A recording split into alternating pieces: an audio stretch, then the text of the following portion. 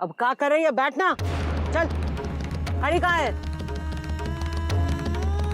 बैठ जल्दी।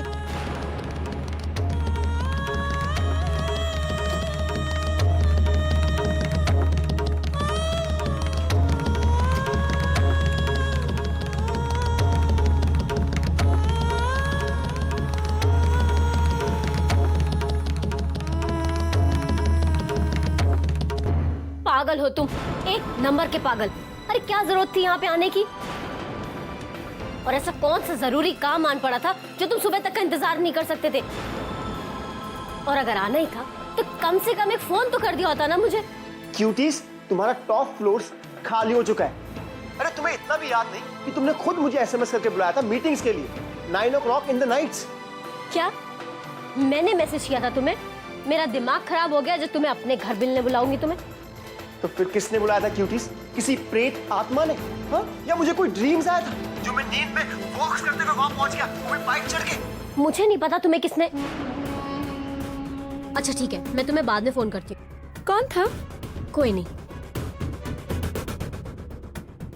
अब क्या हो गया विशाखा?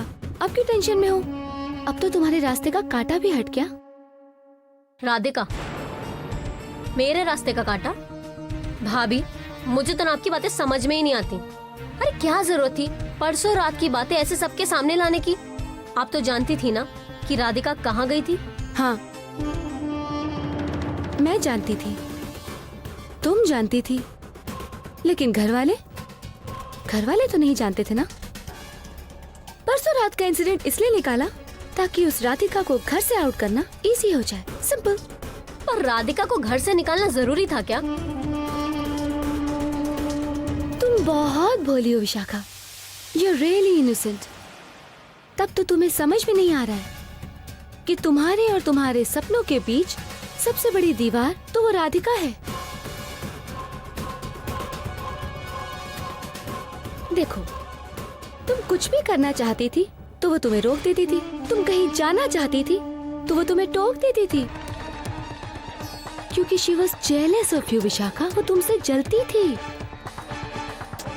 क्योंकि तुम एक ऐसा सपना पूरा करना चाहती हो जिसे वो तो देखने के बारे में तक सोच नहीं सकती। लेकिन अब ऐसा कुछ नहीं होगा। अब तुम अपनी जिंदगी जी सकती हो अपने तरीके से। But we have to be careful। We have to make sure कि देव को इसके बारे में कुछ ना पता चले, क्योंकि देव परसों रात का सच जानता है। अगर उसे आज के बारे में पता चल गया तो वो समझ जाएगा कि राधिका ने आज भी तुम्हें बचाने के लिए झूठ बोला। तो फिर नहीं नहीं भाभी, ऐसा कुछ नहीं होगा। देव को कुछ पता नहीं लगने दूंगी मैं। उन्हें कोई कुछ नहीं बताएगा, ना मैं ना घर वाले।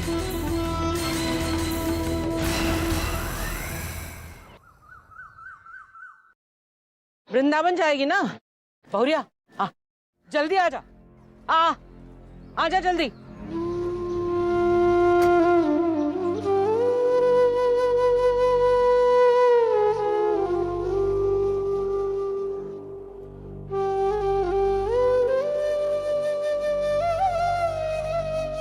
अगर देव भैया घर पर होते तो इस तरह आपको कभी नहीं जाने देते।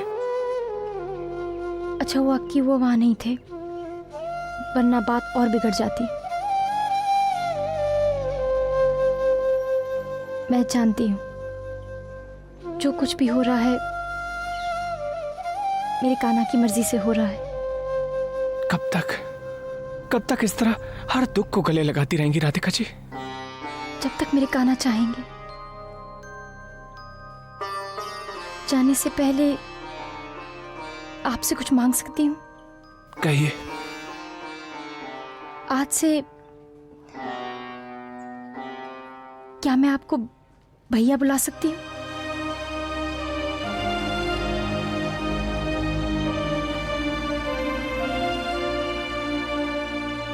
आपसे बात करके, आपके साथ रह के मुझे हमेशा से ये लगा है कि मैं अपने बड़े भाई के साथ हूँ। कैसे कैसे बड़े भाई हैं कि अपनी बहन को इस तरह अपमानित होते हुए चुपचाप चुपचाप खड़े देखते रहे। जड़ हो गए थे पत्थर। नहीं भैया, ऐसी बात नहीं है।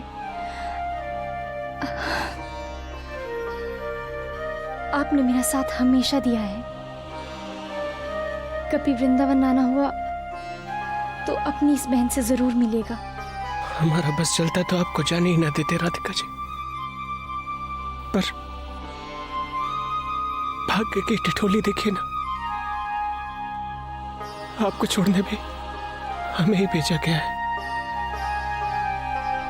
चलो जल्दी चलो, जल्दी बस चलने वाली है। चलो वृंदावन मथुरा, चलो चलो जल्दी चलो, चलो जल्दी करो जल्दी करो। ए, काहे खड़ी है? चल बस में आ जाओ। भैया चलती हूँ।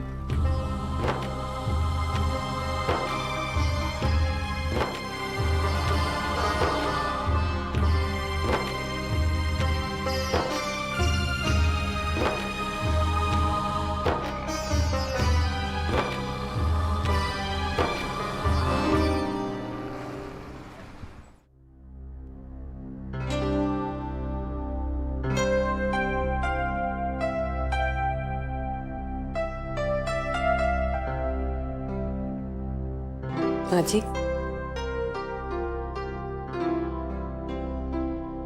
बैठो। आज सुबह की पूजा में कोई जान ही नहीं थी। ऐसा लग रहा था जैसे सब कुछ जबरदस्ती करवाया जा रहा हो। छोटी बहू का भी मन नहीं था पूजा में। वो पहली बार अकेले सब कुछ संभाल रही थी ना माँ जी। हर बार उसको मदद करने के लिए राधिका साथ हुआ करती थी। कल रात जो कुछ भी हुआ है ना माँ जी, मुझे लगता है छोटी बहू उससे बहुत दुखी है। पता नहीं कितना वक्त लगेगा उसे ये सब भूलने में। दरअसल हम सब लोग राधिका पर कुछ ज्यादा ही निर्भर थे। भूल ही गए थे कि ये सब आखिर छोटी बहू को ही तो करना है। अब पता नहीं राधिका के बिना छोटी बहू ये सब निभा पाएगी कि नहीं। माँ जी, वो आषाढ़ी एकादशी की तैयारी का सारा सामान आ गया है। आई ना, एक बार चलकर देख लीजिए। हाँ चलो देख ले। राधिका होती तो खैर।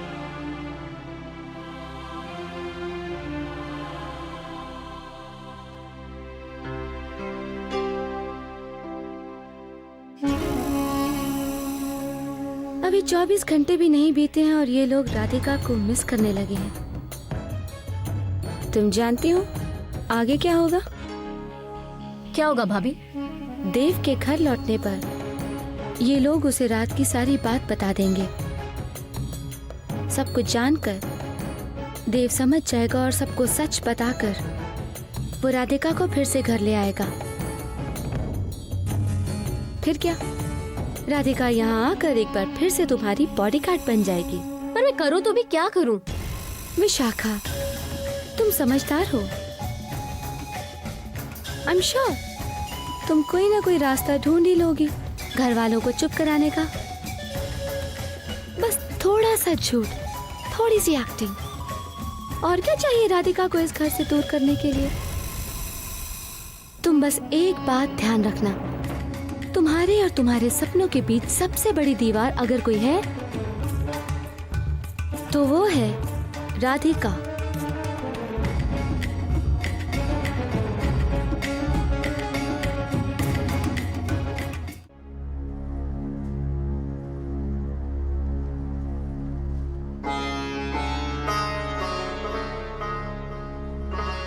एक तरफ तो कान्हा की भक्त होने का ढोंग करती और दूसरी ओर तुम्हें उस लड़के को इस घर में बुलाते हुए जरा भी शर्म नहीं आई। इस छोकरी को इसलिए बहन के ससुराल में भेजा गया है ताकि वहां वृंदावन में शास्त्री जी की प्रतिष्ठा पर आंच न आए। ये चोरी का चरित्र जान गए हम। विशाखा तुम बता दो सब, उस दिन जो पीर बाबा वाली कहानी रची थी वो सब झूठी थी। मैंने झूठ बोला था अपनी बहन का नाम खराब होने से बचाने के लिए। राधिका, तुम्हारी गलती माफी के लायक है ही नहीं, इसलिए तुम्हारा इस घर से चले जाना ही ठीक होगा।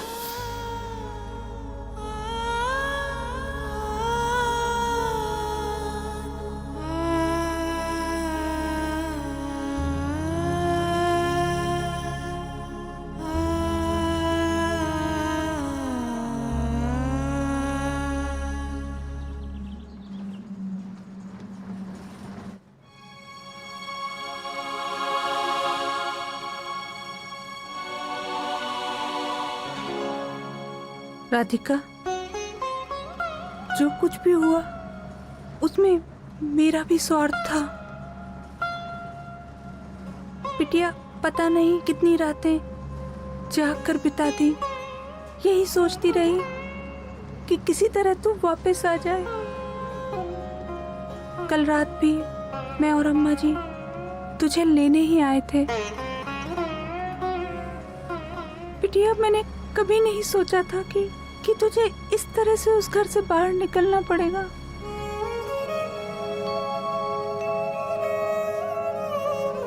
मुझे माफ कर दे बिटिया, मैंने कभी नहीं चाहा था तेरा इस तरह से अपमान हो। तुझे मेरी ही हाय लग गई बेटा। नहीं माँ, ऐसे मत रोइए। जो कुछ भी हुआ है वही तो सबने चाहा था ना।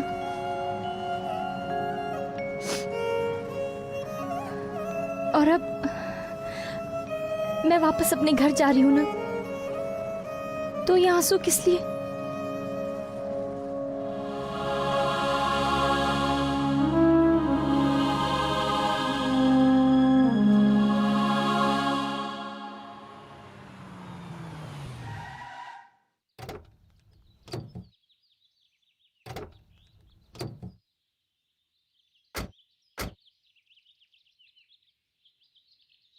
आप लोग चाय पी लीजिए। यहाँ पे कहीं कार चार्जर मिलेगा? हाईवे पर पेट्रोल पंप है ना, उससे लगा हुआ बड़ा मार्केट है। कितनी दूरी पर है वो? 1 घंटे की दूरी पर होगा। 1 घंटा? अगर आपको कोई इमरजेंसी कॉल करना है तो मेरे मोबाइल से कर लीजिए। थैंक्स। वो घर फोन कर रहा था, थोड़ी चिंता सी हो रही है। आप लोग चाय पी लीजिए। आइए उपाध्याय जी।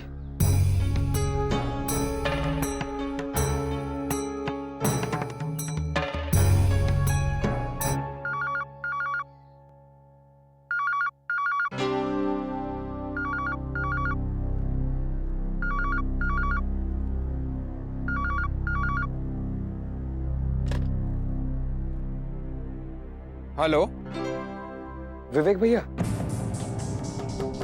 देव, कैसे हैं आप भैया? मैं ठीक हूँ। बता कैसे फोन किया? कुछ नहीं भैया, बस ऐसे ही पूछने के लिए फोन किया था कि सब कुछ ठीक है ना वहाँ? ऐसा क्यों पूछ रहा है तू? पता नहीं भैया, कल रात को मैं ठीक से सो नहीं पाया, कुछ अजीब सा लग रहा था। यहाँ पे सब ठीक है देव। भैया, राधिका कैसी है?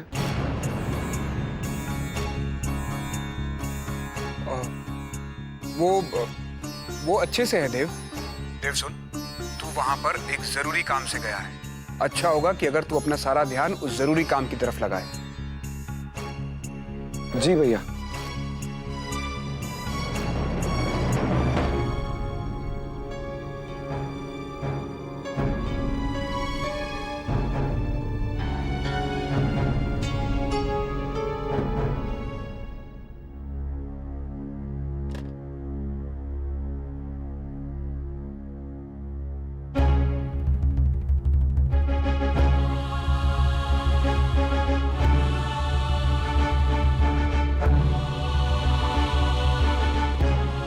बिरजू,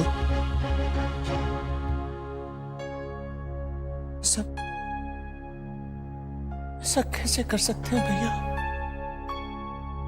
आपने तो देव भैया से वादा किया था ना कि आप राधिका जी का ख्याल रखेंगे। ख्याल रखना तो दूर, लोग उन पर लांछन लगाते रहे और आप चुपचाप सुनते रहे। और अभी जब देव भैया ने फोन करके राधिका जी का हाल पूछा तो आपने कह दिया कि राधिका जी अच्छे से हैं। तो मैं और क्या कहता देव को? सच कह देते भैया, कह देते कि आप उनकी बात नहीं रख पाए।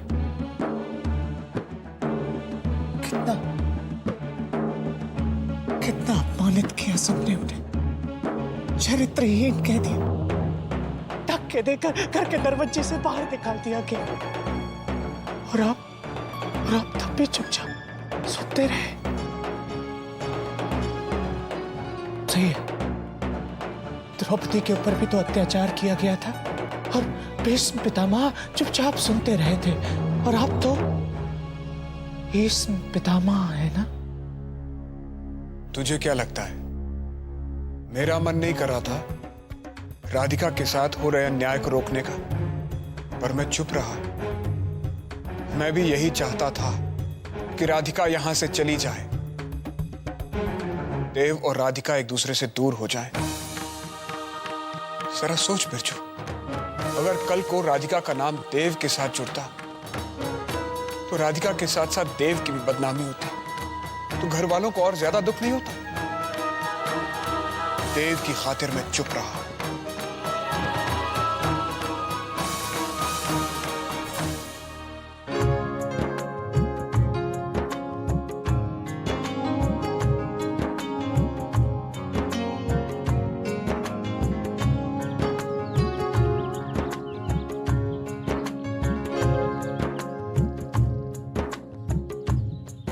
अच्छा फादर जी, आप और केशव निधिवन के रास्ते से जाइए, मैं यहाँ से जाता हूँ। हम सब वो पुराने वाले मंदिर के वहाँ मिलते हैं। जी।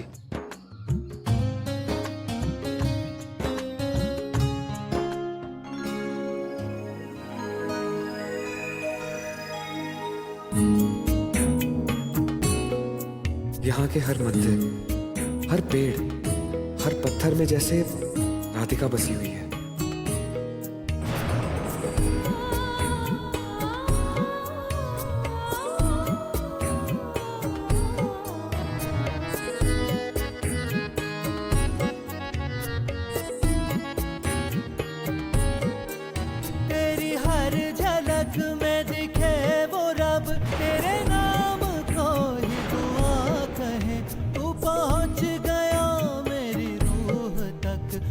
तुझसे कैसे जुदा रहे, अब पहुंच गया मेरी रूह तक, अब तुझसे कैसे जुदा रहे।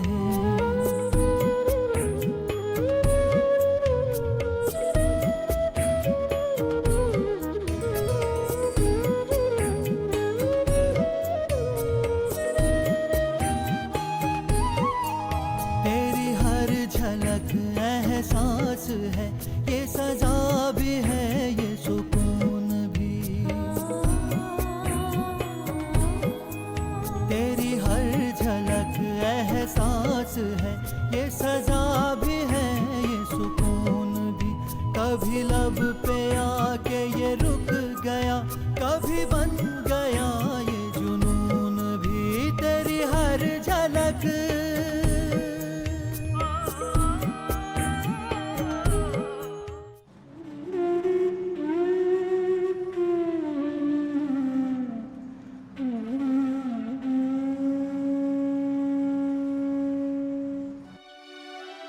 वो मैंने सारी बातें कर रखी हैं।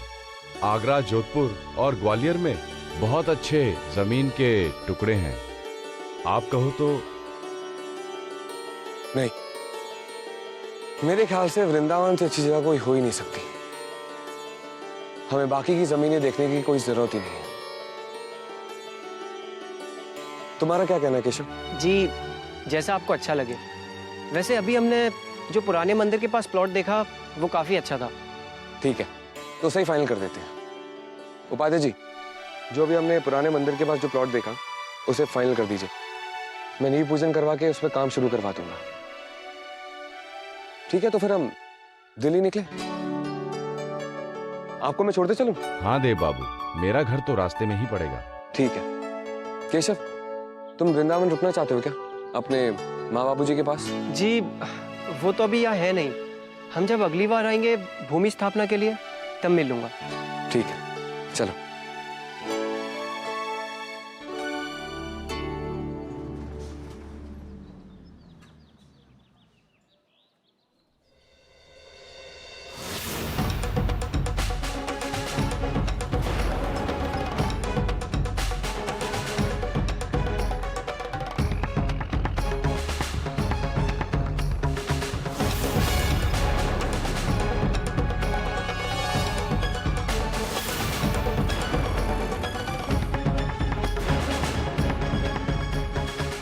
भैया गाड़ी रोको, भैया भैया गाड़ी रोको भैया।